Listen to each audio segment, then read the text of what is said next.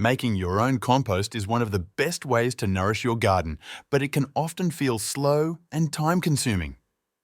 The good news is there are simple steps you can take to speed up the process and produce rich, crumbly compost much faster. Composting is straightforward once you understand the essentials: green materials, brown materials, air, and water. Getting the balance of these 4 components right will significantly shorten the time needed to turn scraps into sweet-smelling soil. But there's more to it than just that. So here are my top tips to supercharge your composting. Stick with me to the end because I'll also show you how to build a brand new compost heap using free pallets. First things first, aim for the right ratio of greens to browns. Ideally, you want about equal amounts of each. But how do you know what counts as a green or a brown? Greens are materials rich in nitrogen, often moist and soft in texture. Examples include grass clippings, spent crops, old bedding plants, and weeds. Make sure these are seed-free so they won't spread unwanted growth. Kitchen scraps also count as greens and are a great addition. Some green materials might surprise you. For example, tea leaves and coffee grounds are technically greens, even though they look brown, because they're high in nitrogen. Grass clippings that appear dry or brown still count as greens. All they've lost is moisture, not nitrogen content. On the other hand, browns are high in carbon, making them drier and coarser. They include materials like fallen leaves, especially dried ones, twiggy prunings, wood chips, straw, and shredded plant-based paper products such as newspaper or cardboard. A useful tip: chop materials into as small pieces as possible before adding them to the heap. Smaller pieces provide a larger surface area for composting organisms to work on, speeding up decomposition. You can cut stems or shred woody materials. Not everyone has a shredder, and I don't, but a powerful lawnmower works well for chopping non-woody matter like corn stalks. Alternatively, use pruners, loppers, or even a spade to break things down. Next, add a natural activator, something that kickstarts or boosts the composting process. I wouldn't bother buying commercial compost accelerators. They tend to be expensive and don't offer enough benefit to justify the cost. The best activators are natural, nitrogen-rich materials. Manure from herbivores such as chickens, horses, or rabbits is ideal. Even your own liquid waste can work wonders. But if you're squeamish about using manure or urine, coffee grounds are another fantastic option. Many coffee shops are happy to give them away, since they're a waste product for them. If you ever run short of browns, ask neighbours who keep animals such as guinea pigs, rabbits, or other small pets. Their bedding straw or shavings, combined with droppings, create a powerful compost mix that accelerates decomposition. What all of these natural activators have in common is their high nitrogen content. This makes them extremely effective, especially if your compost heap has a lot of browns. Another important factor is oxygen. Regularly turning your compost heap introduces fresh air, helping microorganisms break materials down faster and reducing unpleasant odours. It is physically demanding work, but if you want compost quickly, it's worth the effort. You can turn the heap at any time, though it's best to do so at least once or twice a week after filling it up. My compost heap is now looking nicely full, so it's time to get stuck in and turn it over.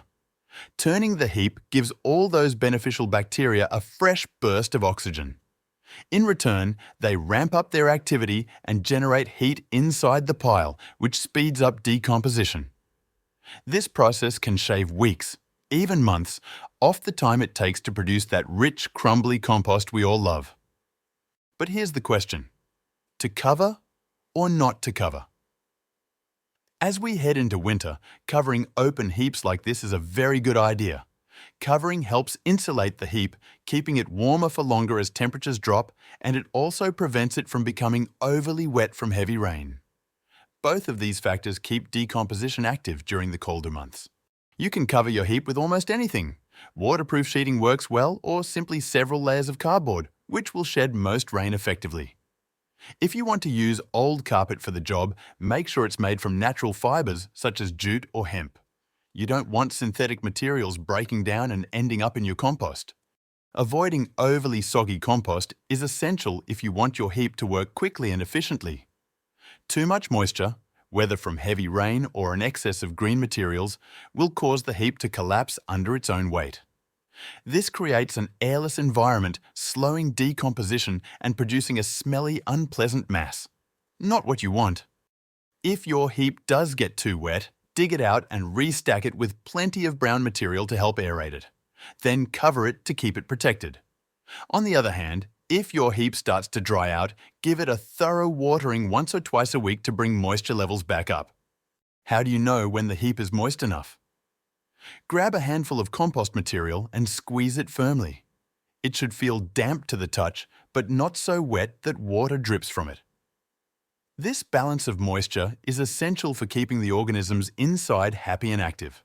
When building a compost heap, it's important to layer ingredients so the heap stays lightly moist and full of air. And finally, stay tuned. I'll guide you through making a brand new compost bin using pallets you can often get for free. It's an eco-friendly, low-cost solution that will make your composting even easier and more effective. I'm starting mine here on this cleared patch of ground.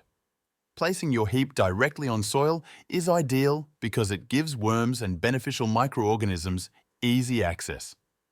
This kick starts the composting process even sooner. But if you can't locate your heap directly on soil, don't worry. The worms will find their way in eventually. You can also speed this up by adding some soil or mature compost from an existing heap to introduce these helpful microbes. I'm building walls for my heap using 3 salvaged pallets, joined together with thick gauge wire. You could also add a front panel for extra stability.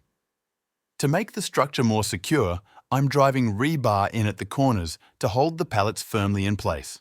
I generate quite a lot of compostable material. If you don't, then a smaller standard compost bin works perfectly fine and can be tidier. The advantage of a larger heap becomes clear as winter approaches. The outer layers insulate the center, keeping it warmer for longer. So decomposition continues even as temperatures drop. Now, to start filling the heap. First, I add a layer of twiggy, coarse brown material. This keeps the base aerated, ensuring plenty of oxygen reaches the bottom of the heap. Then, I add a layer of green material. As mentioned earlier, aim to add greens and browns in roughly equal proportions. Don't stress too much about precise ratios. Avoid too many wet greens, which compact and cause odors. Add browns to keep the heap airy and aid decomposition. Finding enough brown material during the height of the growing season can be tricky.